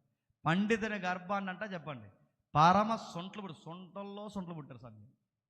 అంటే తండ్రి భక్తి లేదు, భయభక్తులు లేవు, వీళ్ళకి ఎలాంటి దుర్మార్గమైన పని చూడండి. వీళ్ళు చేసే పని లంచాలకి మరిగేశారట. లంచానికి మరిగేసి న్యాయము త్రిప్పివేయగా. ఇప్పుడు చెప్పండి, లంచాలకి మరిగంటే డబ్బు ఉన్నవాడికి ఒకలా మాట్లాడుతున్నారు, డబ్బు లేని వాడికి ఒకలా మాట్లాడుతున్నారు, నోరు ఉన్నవాడికి ఒకలా మాట్లాడుతున్నారు, నోరు లేనివాడికి ఒకలా అంటే వీళ్ళకి ఎటు డబ్బు ఉంటే అట్టి అన్యాయం తీర్పు అయినా అదే న్యాయం అనే తీర్పులు ఇస్తున్నారట. దీని వలన డబ్బుకు మరిగిన వాళ్ళందరూ సుఖాలకు మరిగేస్తారు, పేదోళ్ళందరూ అన్యాయానికి గురయ్యారు. ఈ బాధలు ఆ నోట ఈ నోట పాకి పాకి పాకి దేశమంతా సమూయేలు కొడుకుని తిట్టుకోవడం మొదలెట్టింది. బాగా వినాలి, సమూయేలు కొడుకుని ఎప్పుడైతే తిట్టుకోవడం మొదలుపెట్టిందో ఈ సమూయేలు కొడుకుని తిట్టుకున్నప్పుడు అందరూ మాట్లాడుకుని ఒక పొలిటికల్ వాయిస్ బయటకు తీసుకొచ్చారు. ఆ పొలిటికల్ వాయిస్ ఏంటంటే మాకు రాజు కావాలి. ఏమన్నారు? మాకు రాజు కావాలి. ఇశ్రాయేలు నోట మాకు రాజు కావాలన్న మాట వాళ్ళ నోట వచ్చిందంటే ఎందుకన్నమాట సమూయేలు కుటుంబం తినంగాలే. బాగానండి, ప్రజలు తప్పే, ప్రజలు చేసిన తప్పే, ప్రజలు చేసింది తప్పైనా ఆ ప్రజల నోట తప్పుడు మాట రావడానికి కారణం ఎవరు? నాయకులు తినంగా లేక. నేను అందుకంటాను, తలకాయలు తినంగా లేకపోతే తోకలు కుదురుంటాయా? ఇంట్లో యజమానికి భయభక్తులు లేకపోతే వెనకాల ఉన్న పిల్లలకి విలువలు వస్తాయా? తెలుగులో సామెతలో మీకు చెప్తున్నాను, తల్లి సేను మేస్తే బిడ్డను గట్టు మేస్తాదా? అది సేలోగా దిగుతుంది. ఇక్కడ మరి గమనించండి, ఇక్కడ ఏదైతే రాయబడిందో వీళ్ళకి భయభక్తులు లేకపోతే వెనకాల ఉన్న ప్రజలందరూ, నాయకులకే భయం లేకపోతే వెనకాల ఉన్న ప్రజలందరూ ఏం చేస్తారు తెలుసా? మాకు రాజు కావాలి, మాకు నాయకుడు కావాలి. ఎప్పుడైతే ఈ మాట అడిగారో సమూయేలు బాధపడ్డాడు, దేవుడు బాధపడ్డాడు. దేవుడు అన్నాడు, నువ్వెందుకు బాధపడుతున్నావు? బాధపడాల్సి నువ్వు కాదు, నేను. నువ్వెందుకు బాధపడొద్దని దేవుడు అంటున్నాడు తెలుసా? నీ కుటుంబమే తినంగా ఉంటే ప్రజలు ఏమని అడగరు? మాకు రాజు కావాలని అడగరు. నువ్వు న్యాయాధిపతిగా ఉన్నప్పుడు ప్రజల నోట ఈ మాట రాలేదు. ఇప్పుడు నీ కొడుకులు పదవిలోకి వచ్చిన వెంటనే ప్రజలు మాకు న్యాయాధిపతి కావాలని అడుగుతానంటే ప్రాబ్లం ప్రజలే కాదు, నీ ఫ్యామిలీ కూడా. ఈ దేవుడు చెప్పకపోయినా అక్కడ మనకు అర్థమవుతుంటుంది. ఎప్పుడైతే ఈ ప్రజల నోట గుసగుసలు ప్రారంభమైపోయి సమూయేలు ప్రవర్తన వారు అనుసరించట్లేదు కనుక సమూయేలు లాంటి వాడు మనకు లేడు, వీళ్ళ సమూయేలు ఉండగానే వీళ్ళిద్దరు ఎలా చేస్తున్నారంటే రేపు పొద్దున్న పెద్ద ఆయన చనిపోతే వీళ్ళ దేశాన్నే అమ్మేస్తారని భయం వేసి సమూయేలు గారి దగ్గరకు వచ్చి ఒక మాట, అయ్యా నీ కొడుకులు నీవంటి ప్రవర్తన గలవారు కారు, మీకు ఒక రిక్వెస్ట్ పెట్టుకుంటున్నాం, మీరు బతుకుండగానే మాకు రాజును నియమించండి. ఇది బాగా వినండి. దేశంలో ఒక మాట చెప్పుకోవాలంటే ప్రతి ఒక్కరు వీళ్ళిద్దరిని ఏం చేస్తున్నారు చెప్పండి, తిట్టుకుంటున్నారు. నేను ముగిస్తున్నాను, జాతకి వినండి. వీళ్ళిద్దరు చేసే దుర్మార్గమైన పనులకి వీళ్ళిద్దరితోనే పోతుందా? అప్పటికి చిన్న బిడ్డ పుట్టాడు, ఆ బిడ్డ వయసు బహుశా ఒక 5 ఏళ్ళు ఉండొచ్చు, లేదా ఒక 3 ఏళ్ళు ఉండొచ్చు, లేదా అప్పటికి చిన్న బాలుడు ఉండొచ్చు. అప్పటికి పుట్టిన ఆ బిడ్డ వయసు పేరు హేమ. ఎవరంట? హేమాను. ఇప్పుడు చెప్పండి, హేమాను చిన్న పిల్లోడుగా ఎదుగుతున్న టైంలో నాన్న చిన్నాన్న కలిపి చేస్తున్న పని ఏంటి చెప్పనా? దేవుని సేవలో లంచాలకి మరిగేశారు, రాజకీయానికి మరిగేశారు, తప్పుడు డబ్బుకి మరిగేశారు. ఈ ఎఫెక్ట్ ఎవరి మీద పడుతుంది? హేమాను మీద పడుతుంది.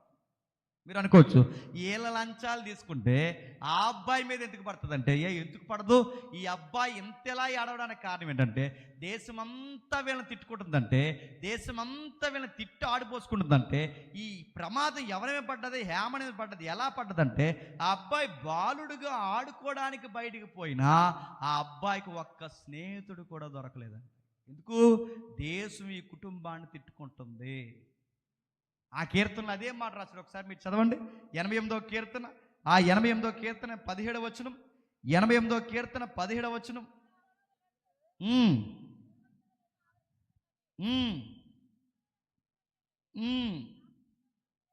నా ప్రియులను స్నేహితులను దూరం చేసి ఉన్నావు, చీకటే నాకు బంధువర్గం అయిపోయింది. ఇప్పుడు ఆయన అంటున్న బాటని చెప్పండి, నాకు స్నేహితుడు లేడు, చెప్పండి బంధువు లేడు, నాకు ఎవరో లేరు, నాకు ఎవరైనా స్నేహం ఉన్నారంటే ఎవరు చెప్పండి? చీకటే నాకు స్నేహం అయిపోయిందంటే ఈ అబ్బాయికి ఏడుపు వచ్చినా చీకట్లో కూర్చుని ఏడుస్తున్నాడు, బాధ కలిగినా ఏం కలిగినా ఆ చీకట్లో ఉంటున్నాడు.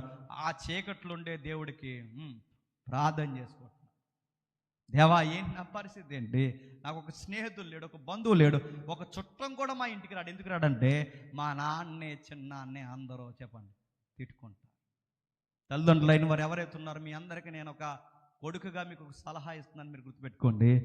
మీరు బిడ్డలు పుట్టనంత వరకు మీరు ఎలా ఉన్నారో నాకు తెలియదు, కానీ ఈ యవనస్తుల సదస్సును బట్టి మీకు కూడా ఒక హెచ్చరిక, మీకు బిడ్డలు పుట్టిన తర్వాత కొన్ని విషయాలు మీరు మానేసుకోవాలి. మీరు చేసే పనులు మీతో పోవు. మీకు బిడ్డలు పుట్టి ఎదుగుతున్నప్పుడు మీరు జాగ్రత్త. మీ గురించికి ఆ ఆడుకునేటప్పుడు తోటి పిల్లలు మాట్లాడుకుంటారు. ఈ పిల్లలు ఎలాంటి చెప్పినా చూసి రమ్మంటే చెప్పండి కాల్సి వస్తారు, రారా. మనం ఇంట్లో మాట్లాడుకుంటామా? మన ఇంట్లో మాట్లాడుకున్న మాటలకి ఏమీ తెలియదు అనుకుంటా వాళ్ళన్నీ వింటారు. వాళ్ళన్నీ విని బయటికి పోయి ఆడుకున్నప్పుడు, ఖచ్చితంగా ఆడుకుంటున్నప్పుడు అవే మాటలు ఆ కుర్రోడు చెప్తుంటారు. మీరు చూసారు ఎప్పుడైనా? మన ఇంట్లో చెప్తుంటాం మన పిల్లలకి, ఏమన్నా రై ఆవిడతో ఆ పిల్లలతో ఆడుకోవడానికి వెళ్ళకరా బాబు, వాళ్ళ అమ్మ గయ్యాల గంప, ఆ గయ్యాల గంపతో మేము గొడవలు ఆడలేము వెళ్ళకరంటే వీడు తినంగా బయటకు వచ్చి ఉంటాడంటే నేను నీతో ఆడుకుంటా అన్నాడంట. ఎరా అంటే మీ అమ్మ చెప్పండి గయ్యాల గంప అంటే ఎంత గొడవ అయిపోద్దండి. నేను అడుగుతాను, ఏది చెప్పొద్దంటామో అదే చెప్తారు. మన పిల్లలు గుర్తుపెట్టుకోండి, మనం ఏది వాగితే అది బయటికి పోయి మాట్లాడతారు. ఇంకో విషయం చెప్పనా, మన పిల్లల దగ్గర వేరొక పిల్లలు మనం చేసే పనులు మాట్లాడతారు.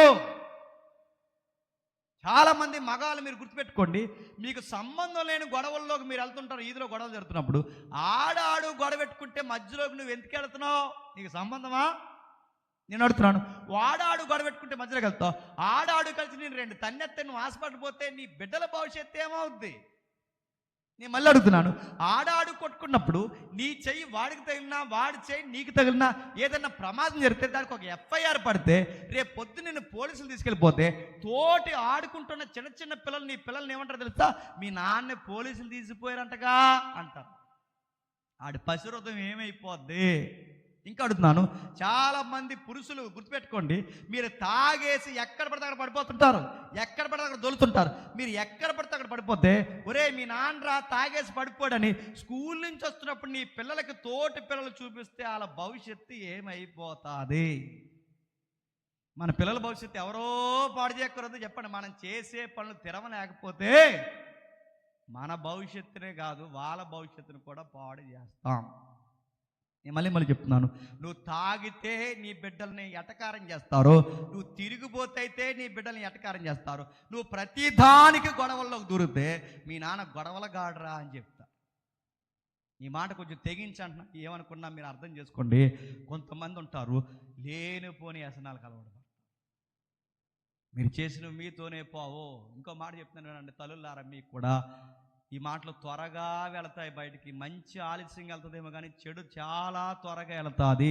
మీరు ఎక్కువ మీ భర్త లేనప్పుడు వేరొక ఫోన్లు మాట్లాడితే, అది మీ బిడ్డల పసిగడితే, అది బయట వాళ్ళకి తెలిస్తే, మీ వయసుకు వచ్చిన బిడ్డల దగ్గర మీ అమ్మ మీ నాన్న లేనప్పుడు ఎవరితోనో ఫోన్ మాట్లాడుతుందంటే ఎదుగుతున్న బిడ్డ భవిష్యత్తు ఏమవుతుంది?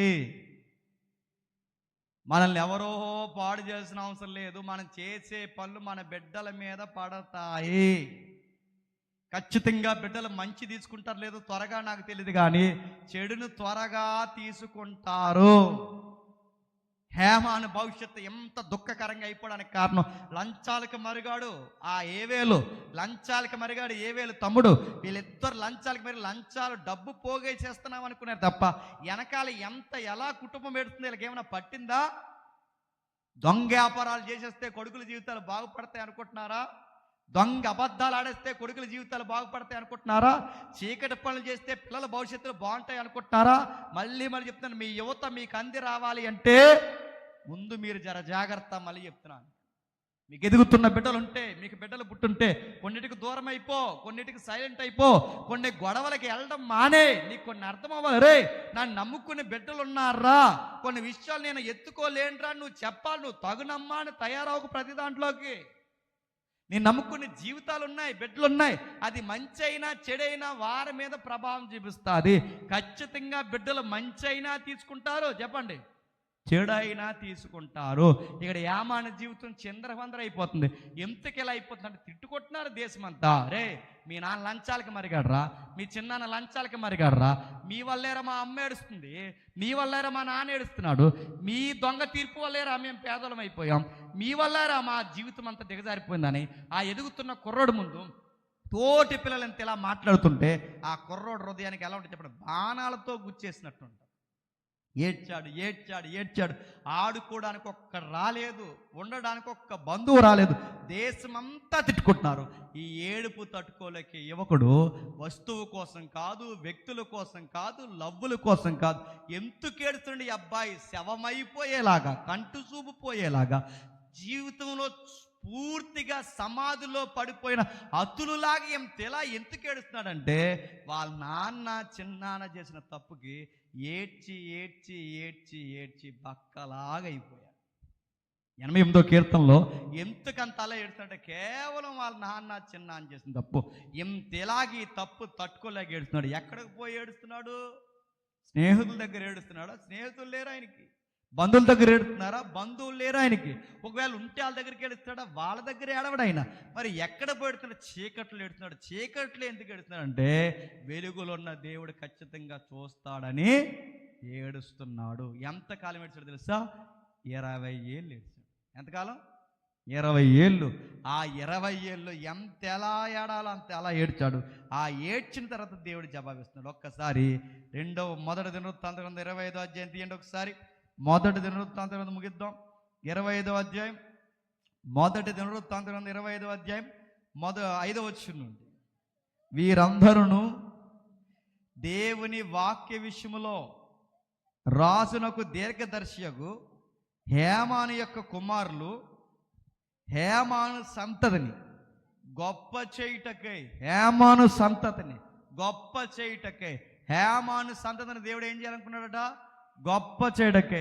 దేవుడే హేమానును గొప్ప చెయ్యాలి అంటే 10 ఎకరాలు ఇస్తే బాగుండు అనుకుంటాం. హేమానును గొప్ప చేయాలంటే బంగారం ఇస్తే బాగుండు అనుకుంటాం. హేమానును గొప్ప చేయడానికి దేవుడు ఏమిచ్చాడు తెలుసా? 14 మంది కొడుకులు, 3 కూతురు, టోటల్ చెప్పండి 17 మంది పిల్లల్ని ఇచ్చాడు. నేను ప్రశ్న అర్థం చెప్పండి. అంటే ఆస్తులైనా కరిగిపోతాయి, ఎకరాలైనా కరిగిపోతాయి, బంగారమైనా కరిగిపోద్ది, వజ్రాలైనా ఏదో ఒక రోజు మాయమైపోతాయి. కానీ మన కదులు వచ్చే ఆస్తులు ఎవరో తెలుసా? బిడ్డలు.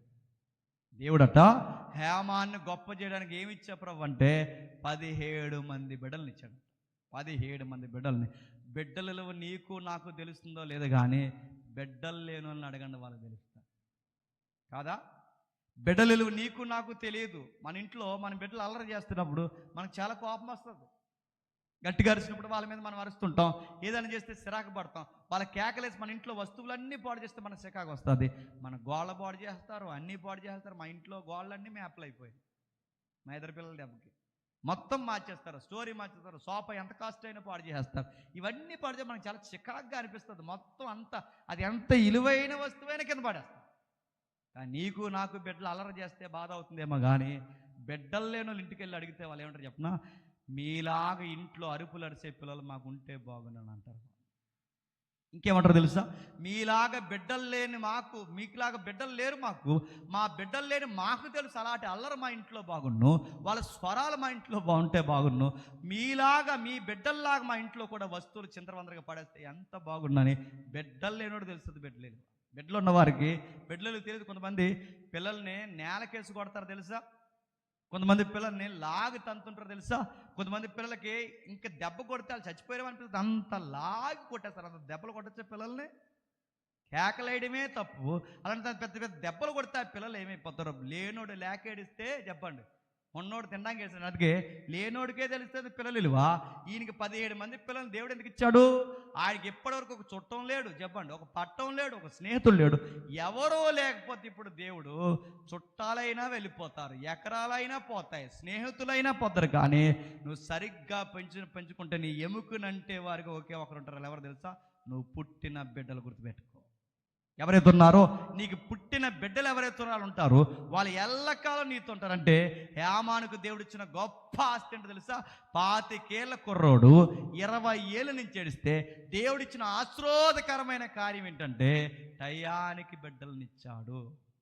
అందుకే యవ్వన కాలం మందు పుట్టిన బిడ్డలట చెప్పండి బలవంతుని చేతిలో, చెప్పండి దాన్ని మెడికల్ టెంపర్లో చెప్పనా, యవ్వన కాలం మందు పుట్టిన బిడ్డలు అంటే దాన్ని డివోషనల్ మీనింగ్స్ ఏం తీయకండి, దానికి ఆధ్యాత్మిక అర్థాలు ఏం తగిలించకండి, దాన్ని ఫిజికల్గా ఎలా ఉందో అలాగే చదవండి. యవ్వన కాలం మందు పుట్టిన బిడ్డలు అంటే నిజంగానే ఫిట్టుకున్న టైంలో యవ్వనంలో పెళ్లి చేసుకుంటే పుట్టిన బిడ్డలు కూడా చెప్పండి ఆరోగ్యంగానే ఉంటారు. చాలామంది ఏమంటారు చెప్తున్నా, నేను ఇంకా నీకు ఏం ప్లాన్ చేసుకోవాలరా? ఏం ప్లాన్ చేసి 30 ఏళ్ళు వస్తే నేను చెప్తున్నాను, ఇది యవనస్తుల సదస్సు కనుక చాలామంది చెప్తున్నాను, వయసు మళ్ళీ తల్లులు పెద్దోళ్ళు ఉన్నారు, అందరికీ అర్థమైనా చెప్తున్నాను. 30 ఏళ్ళు మగ పిల్లగాడికి దాటాయో ఆడికి పిల్లలు పుట్టడం కష్టం. ఇది మెడికల్ సైన్స్. మళ్ళీ చెప్తున్నా. రెండోది, ఆడపిల్లకి 30 దాటి దగ్గర పడుతున్నాయో ఆ పిల్లకు కూడా పిల్లలు పుట్టడం కష్టం. మీకు తెలుసో లేదో మళ్ళీ చెప్తున్నా, 30 ఏళ్ళు వచ్చే వరకు మీరు పెళ్ళిళ్ళు చేసుకోకుండా ఏం చేస్తారో? ఆకాశంలోకి ఎక్కి దూకుతారా? ఏం చేస్తారు అడుగుతాను? టయానికి చదువుకోవాలి, వయసు వచ్చినప్పుడు పెళ్లి చేసుకోవాలి. కానీ ఎదవ సామెత చెప్తారు. ఆ సామెత ఏంటంటే ఇల్లు కట్టు, చెప్పండి పెళ్లి చేయండి. ఇల్లు కట్టమంటే మాటలు ఇప్పుడు నువ్వు ఇల్లు కట్టే లోపు నీకు తెల్లటికి వచ్చేలా ఉన్నాయి. కడతాను చేసుకునే టైంలో చేసుకుని ఇల్లు తర్వాత కడతావు. వయసు వచ్చినప్పుడు బలవంతులు అంటే బలవంతుని చేతిలో బాణాలు లాంటి పిల్లలు నీకు పుట్టాలి అంటే నీకు బలం ఉండగానే పెళ్లి చేసుకో. యవ్వనస్తులు గుర్తుపెట్టుకోండి, యవ్వనంలో ఉండగానే బిడ్డలు పుట్టాలి, చదివే టైంలో చదవాలి, పెళ్లి చేసుకునే టైంలో పెళ్లి చేసుకోవాలి. చాలామంది పెళ్లి చేసుకుని యంగ్ ఏజ్లో పెళ్లి చేసుకునే చెప్పే తప్పుడు మాట ఏంటంటే మేము ఇంకా ప్లాన్ చేసుకోవట్లేదు. ఏం ప్లాన్ చేసుకుంటావు? అర్థం, దేవుడు ప్లాన్ చేసినప్పుడు తీసుకో, దేవుడు ఇచ్చినప్పుడు తీసుకో. నేను ప్లాన్ చేసుకోవట్లేదంటే గుర్తుపెట్టుకో, నీకు బలమైన కార్యాలు దేవుడు జరుగుతున్నప్పుడు ఆ కార్యాలను వాయిదాలు వేసావో నువ్వు చాలా ఎఫెక్ట్ అవుతావు. మీకు మాట చెప్తా, బిడ్డలు పుట్టకపోవడం ఒక బాధ అయితే ఆ బిడ్డలు పుడితే బలహీనంగా పుడితే ఇంకా బాధ. గుర్తుపెట్టు, ఆరోగ్యంగా పుట్టాలి. అందుకే ఈయనకి 25 ఏళ్ల వయసులో ఏడిస్తే ఏడ్చాడు. ఈ యవనస్తుడికి దేవుడు చేసిన గొప్ప కార్యం ఏంటో తెలుసా? 17 మంది పిల్లల్ని ఇచ్చాడు. ఎంతమంది? 17 మంది పిల్లల్ని. ఈ 17 మంది పిల్లల కంటే దేవుడు చక్కటి బంధాన్ని చూశాడు, చక్కటి సంసారాన్ని అనుగ్రహించాడు, చక్కటి వివాహాన్ని జరిగించడమే కాదు, టయానికి దేవుడు ఏమి ఇచ్చాడు చెప్పండి? బిడ్డల్ని ఇచ్చాడు. ఈ చక్కటి బిడ్డల్ని ఎవరినైతే ఇచ్చాడో, బ్రదర్ తీశాను, ఈ చక్కటి బిడ్డల్ని ఎవరినైతే ఇచ్చాడో, ఈ బిడ్డలందరినీ తీసుకున్న తర్వాత ఆ బిడ్డల్ని చక్కగా చెక్కాడు. బలవంతుని చేతుల్లో బాణముల వంటి వారు అంటే, బ్రదర్ తీసండి, అది తీసండి, ఇప్పుడు ఏం అవసరం లేదు. బలవంతుని చేతుల్లో బాణముల వంటి వారు అంటే మనకేమర్థమవుతుంది? బలవంతుని చేతుల్లో బాణాల్లా ఉండాలి అంటే బాణాన్ని తయారు చేయాల్సిన బాధ్యత ఎవరిదండి? ఎవరు బలవంతుడు? నడుతున్నాను. బలవంతుడు ఎవరు? కనిన తల్లే. బలవంతులు ఎవరు? కనిన తండ్రే. బలవంతులు ఎవరో అనుకోకండి, మీరే బలవంతులు. ఆ బిడ్డలను చెక్కాల్సిన బాధ్యత మీదే. ఈ బిడ్డలను సరిగ్గా చెక్కకపోతే, ఆ బాణాన్ని సరిగ్గా వదలకపోతే, మీరు గుర్తుపెట్టుకోండి, ఇలా వెళ్ళాల్సిన బాణం ఇలా తిరిగితే అది ఎవరికి ఎఫెక్ట్ అవుతుంది చెప్పండి? వదులునోడే గుచ్చుతుంది. గుర్తుపెట్టుకోండి, బిడ్డలను కన్నప్పుడు సంతోషం, వాళ్ళు ఎదుగుతున్నప్పుడు సంతోషం, వాళ్ళు ఎదిగాక మాట అనకపోతే వాళ్ళు ఎవరికి వ్యతిరేకంగా బాణాల్లో తయారవుతారు చెప్పండి? మీకే. బాగా చదివిస్తే ఆడితో తిరక్కమ్మా, తప్పమ్మా, నీకు మంచి సంబంధం చూస్తామని అన్నందుకు వాళ్ళ అమ్మ అలా చెబుతుందని సున్ని వేసి బిగించి చంపేసింది వాళ్ళ అమ్మ. ఏ బాణం అండి ఇది? నా మాటలు మీకు అర్థమవుతున్నాయా? తప్పురా, అలా తిరక్కరంటే వాళ్ళ అమ్మని ఎగిరి తన్నితే బోర్లా పడిపోయి ఆ అమ్మ హాస్పిటల్కి పోయి. కుర్రోళ్ళు మాట్లాడినారా, కూతుర్లు మాట్లాడినారా? మీరు గమనించండి, ఈయనకు కూడా 17 మంది పిల్లలు ఉడితే ఈ పిల్లలందరినీ ఏం చేశాడట అక్కడ రాస్తున్నాడు. మీరు చూడండి, వీరందరూ ఆసాపునకును, ఎదేదునకును, హేమానునకును రాజు చేస్తున్న కట్టడ ప్రకారం యెహోవా ఇంటిలో తాళములు, స్వరమండలములు, సితారలు వాయించుచు, గానము చేయుచు తమ తండ్రి చేతి కింద దేవుని మందిరపు సేవ జరిగించుంటే. ఇప్పుడు గమనించండి, ఆయనకి అర్థమైన గొప్ప భాగ్యం ఏంటి తెలుసా? రే, మీరు ఎంత పరిగెట్టినా, మీరు ఎన్ని ఉద్యోగాలు చేసినా, అన్నిటికన్నా గొప్ప ధన్యత ఏంటో తెలుసా? దేవుని సహవాసంలో ఉండండిరా అని చెప్పాడు. తమ్ముళ్ళకి, చెల్లెలకి, మీ అందరికీ ఒక అన్నగా నేర్చుకున్న సలహా ఏంటంటే, తల్లులుగా, తండ్రులుగా మీరు ఎవరైతున్నారో మీ బిడ్డలకు మీరు ఇవ్వాల్సిన సలహా ఏంటంటే, మన జీవితంలో ఈ భూమి మీద వ్యర్థమ కానిది ఏదైనా ఉంది అంటే ప్రభువులో పడే ప్రయాస. గుర్తుపెట్టు. సొలొమోను ఏమంటారు తెలుసా? సూర్యుని కింద ప్రతీదీ వ్యర్థమవుద్ది, కానీ ఈ సూర్యుని కింద వ్యర్థమ కానిది ఒకటి ఉంది, అదే ప్రభువునందు పడిన ప్రయాస. ఆ ప్రయాస పడాలనే తన తండ్రి నేర్పిస్తున్నారు. ప్రభు సేవ చేయండి. దేవుని మందిరములో తాళములు, స్వరమండలములు, గాలములు చేయుచు తండ్రి చేతి కింద. ఎవరి కింద? తండ్రి చేతి కింద. దేవుని మందిరం అంటే ఇంత పెద్ద పెద్దోళ్ళైనా ఎవరి చేతి కింద ఉన్నారండి? ఒక మాట చెప్తున్నా, వీళ్ళందరూ కేవలం సేవలో ఉండిపోలేదు. 5వ వచనం చెప్తుంది, వీరు రాజుకు దీర్ఘదర్శి అయిన బృందంలో కూడా ఉన్నారంటే ఇటు గవర్నమెంట్ సెక్టార్లో ఉన్నతమైన హై పొజిషన్లో ఉన్నారు, అలాగే ఇటు ప్రభు పరిచర్లో హై పొజిషన్లో ఉన్నారంటే అటు ప్రభువులోను ఇటు రెండు వైపులా ఉన్నతమైన స్థాయిలో ఉన్నారు. మన బిడ్డలో వీళ్ళకి భక్తి ఉంటేనేమో చదువు ఉండదు. చెప్పండి, చదువు ఉంటేనేమో భక్తి ఉండదు. రెండు ఉండాలి, భక్తి ఉండాలి, చదువు ఉండాలి. టైం వచ్చినప్పుడు ఉన్నతమైన ఉద్యోగం కొట్టి ఒక అనేకులకు దీవెనకరంగా ఒక ఉన్నతమైన పేరు ప్రఖ్యాతులు కలిగి ఉండాలి. క్రైస్తవ యువతగా మనం చేయాల్సిన చెప్పిన, నా చదువు నా కోసం చదవకూడదు. ఎవరి మహిమ కోసం చదవాలి తెలుసా?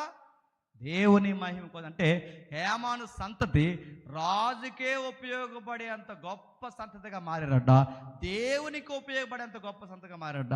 మనకే కనుక అంత 14 మంది కొడుకులు పుట్టారనుకో, మనం ఏం చేద్దాం చెప్పండి? ఏం చేద్దాం? మనకి 14 మంది కొడుకులు పుడితే ఏం చేద్దాం చెప్పనా? మనకు వయసు అయిపోతే 14 మంది కొడుకులు పుడితే నీ దగ్గర 15 రోజులు. చెప్పండి, నీ దగ్గర 15 రోజులు అని ఇంటికి 7 ఇల్లులు పిల్లి తిరుగుతా చూసారా? అలా తిరుగుదాం. నడుతున్నాను. కొడుకులు కూతుర్లు పుడితే చదివించండి, బాగా చదివించండి, ఊరికే గౌరవం తెచ్చేలా చదివించండి, కానీ ఆ గౌరవం దేవుని సేవకు ముడిపెట్ట. నేను మొన్న ప్రకాశం జిల్లా వెళ్ళాను. ఆయన ఇరిగేషన్ ఇంజనీర్, ఆయన చాలా హై కేడర్లో సీనియర్, ఆయన అందరికీ సుపీరియర్ ఆఫీసర్ ఆయనే. ఆయన సేవ చేస్తున్నాడు, అలాగే ఉద్యోగం చేస్తున్నాడు.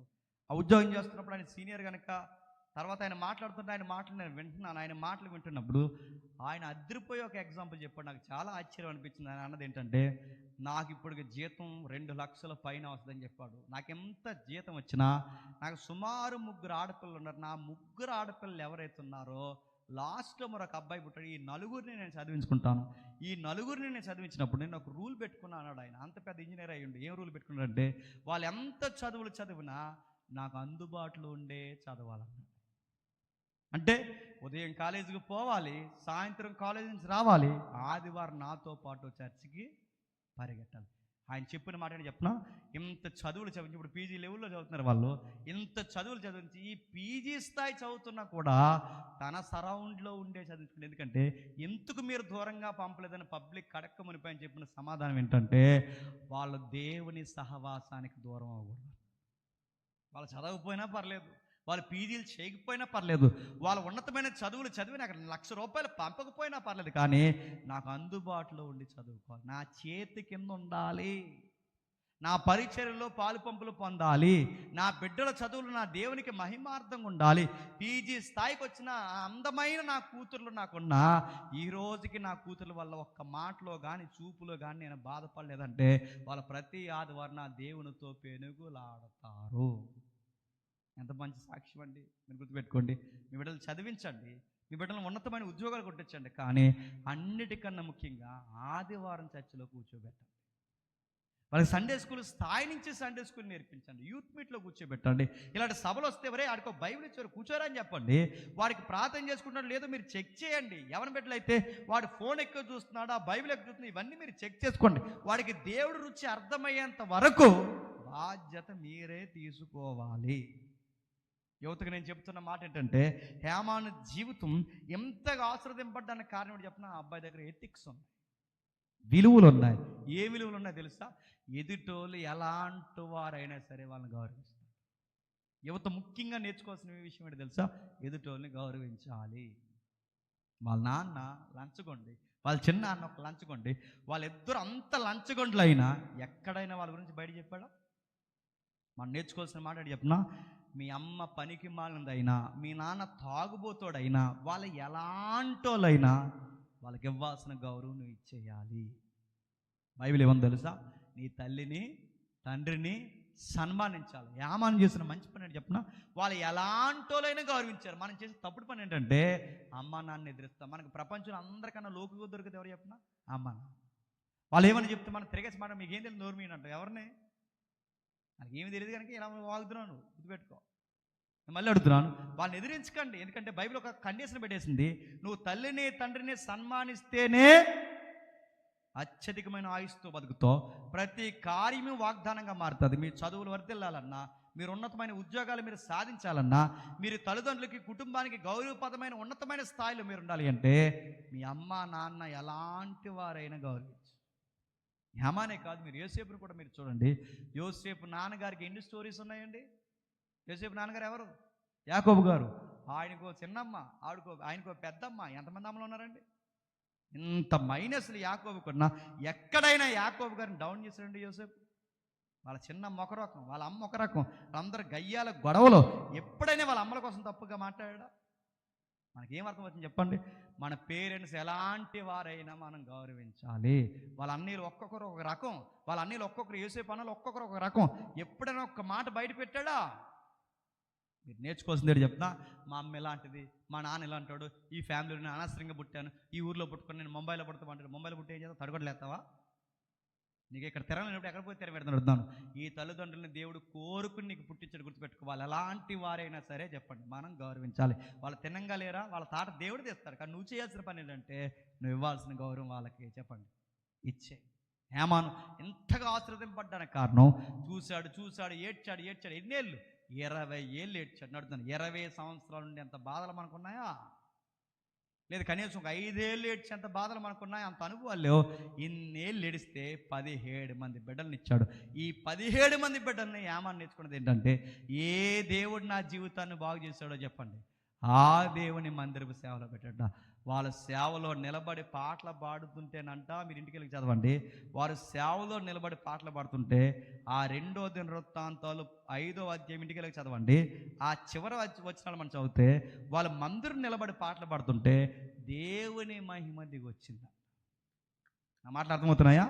వాళ్ళ మందిరంలో నిలబడి పాడడం దేవుని మహిమ రావడం ఏంటంటే అంత బాగా పెంచుకున్నాడు బిడ్డలని, అంత ఉన్నతంగా. గుర్తుపెట్టుకోండి, బిడ్డలు బాగా ఎదిగారన్నాను గుర్తని చెప్పిన వాళ్ళ చదువుల్లోనే కాదు, విలువల్లో కూడా ఎదగాలి. ఆ విలువలు ఎప్పుడు వస్తాయంటే వాళ్ళ దేవుని పరిచర్యలో పాలుబొమ్మలు పొందుతూ వస్తాయి. అందుకే మీ బిడ్డలు ఎక్కడున్నా లేకపోయినా సేవకుడి కింద ఉంటున్నారా, సహవాసంలో ఉంటున్నారా, వాళ్ళకి భక్తి భయభక్తులు ఉంటున్నాయా, వాళ్ళకి ప్రార్థన భయం ఇవన్నీ ఉంటున్నాయో లేదో మీ బిడ్డలు మీరు చెక్ చేసుకోండి. మరొక ముఖ్యమైన సంగతి, వాడు ఫ్రెండ్ సర్కిల్ ఏంటో కూడా మీరు చెక్ చేయండి.